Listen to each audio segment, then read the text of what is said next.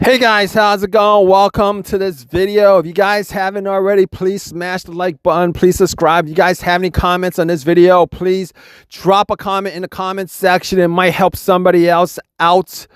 But let's just talk about this issue. If you guys have this issue, you guys probably have a check engine light on your dash. Your car could have been probably having some issues. But that check engine light obviously is telling you that your car is having issues. If you guys know what this code is, there's a good chance you guys probably had an OBD-II scanner. You guys popped it in, and this particular code came up. So let's talk about what this code is, how you guys can fix it, and what you guys can do as far as trying to diagnose, figure out the problem. Some of these symptoms that's causing these issues could be symptoms of other things that might be related to this, others not. But let's get to it. Let's talk about it and figure out what this problem is. Hey guys, how's it going? Welcome to this video. All right, so if you guys have any kind of issues with your ECU, your ECM, your TCM, you guys have any issues with your computers, your car's computer modules, we're going to help you guys out as far as resetting those modules and getting your car working right again. So if you guys don't know what those modules are pretty much computer modules that control the operation of your engine, of your transmission, and various other parts of your vehicle. Now, if you guys might be thinking you might have engine issues or transmission issues, you probably want to go through this step first as far as resetting those modules, because a lot of times those modules could actually mimic some issues with your engine or transmission, and it might be just electrical programming as far as the computer is concerned, instead of your car actually having mechanical problems. And obviously, if you guys go through this step of resetting these modules, it'll save you money, and B, it'll help you figure out whether your car has issues because of a computer related issue in your vehicle or a mechanical issue. Obviously, if it's a mechanical issue, it's going to be quite expensive. For the most part, if it's just a computer issue, you might be able to just get away with reprogramming it and have your car work like it did before you start having these issues. Now, particularly with newer vehicles, the ECM, the TCM, the ECU, all those modules actually play a significant part in how your vehicle operates, how your engine operates, how your transmission operates. And a lot of times you might have a check engine light for specific issues with your transmission, with your engine, codes like that. But you might have those issues, but if you guys could reset all those modules, there's a good chance that it'll clear up all those codes and any issues that you might have. All right, so a lot of these resets, you probably don't need any tools for them. So we're gonna go through a couple of resets, a couple of things that you can do on your own. You don't need somebody to help you guys out to do it. All right, first thing you guys want to do is you guys want to get to the battery. All right, now this is the first way you guys can reset it. Get to the battery, figure out your negative cable, take your negative cable off for a minute. Obviously, you want your vehicle to be off, and then afterwards pop it back on and reset it and see if the codes, check engine light or code or whatever, is off, or you could drive your car around, see whether your vehicle drives better. All right, now a lot of times this will work for older vehicles meaning probably like pre 2012, 2010.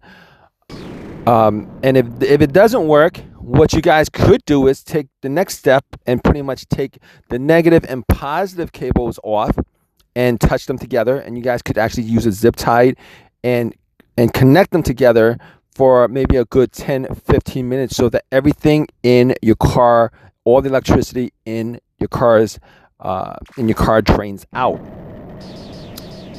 You guys, and hopefully that'll work. But however, if you guys have an auxiliary battery, you guys definitely want to disconnect the auxiliary battery, because taking the cables off the main battery and disconnecting it won't really do anything if your auxiliary battery is actually saving all that information in saving all that information. So all right, so that's the first thing you guys could do. The second thing you guys could do, you guys can take the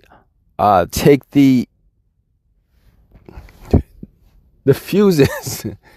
You guys could take the fuses off the fuse box. You guys want to get to the fuse box, now a lot of times there's a couple of fuses for the ECM, the ECU, TCM. You definitely want to figure out where those fuses are and take them off. If there's 3 of them, you want to take all 3 of them off for about a minute or 2 and then pop them back on. Now here's the thing about that. All right, now here's the thing about that. All right, there's a good chance that if one of the fuses is blown, you guys really want to check those fuses to make sure that they're not blown. All right, if any of those fuses are blown that's connected to the ECU, there's a good chance, obviously, you're going to have issues with your car, the way the car works, or maybe not starting at all. All right, that's the second thing you guys can do. The third thing you guys can do is you guys could, if you guys wanted to, take all the cables off the ECU or ECM. A lot of times, all those modules are pretty much under the hood. They're pretty much in front of the engine. You guys could take all those cables off the modules and then pop them back on. Sometimes that'll work better. Okay. Let's move on to the next thing. All right.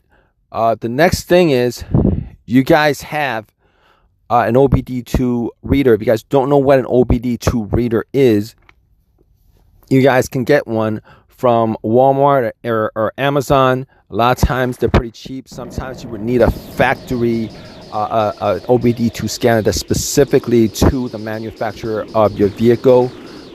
You guys want to just find where the OBD-II reader is and plug it in. 99% of these readers, 100% of these readers actually allow you to erase check engine lights, reset the codes, reset your TCM. Erasing it a lot of times will reset your car's computer, your car's transmission module, any of the modules. And I've noticed that particularly with newer cars, if you guys actually do a reset or a delete, erase codes on your vehicle, a lot of times it'll reset any memory of adaptive memory from your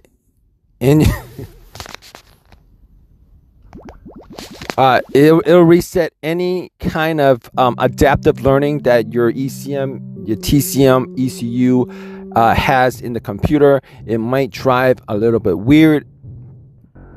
But it might take maybe a drive cycle or 2 before it drives normally again. But once you reset it, you can drive it around. Hopefully it fixes your issue and you won't have that issue anymore. Now, the fourth thing that you guys could do is to replace the ECU, the TCM, the ECM. You guys could replace those modules. All right, that's probably the last thing you guys want to do, because sometimes it's cheap if you guys get these used modules from eBay, but if you guys get them from the dealership, they're gonna have to program it, and it's probably gonna cost you a lot of money. And in most cases, you probably need to program them anyway. If you guys get these modules off of eBay, because a lot of these modules are actually they'll work with the specific VIN number of the vehicle. and you probably need to get it reprogrammed to the VIN number of your vehicle.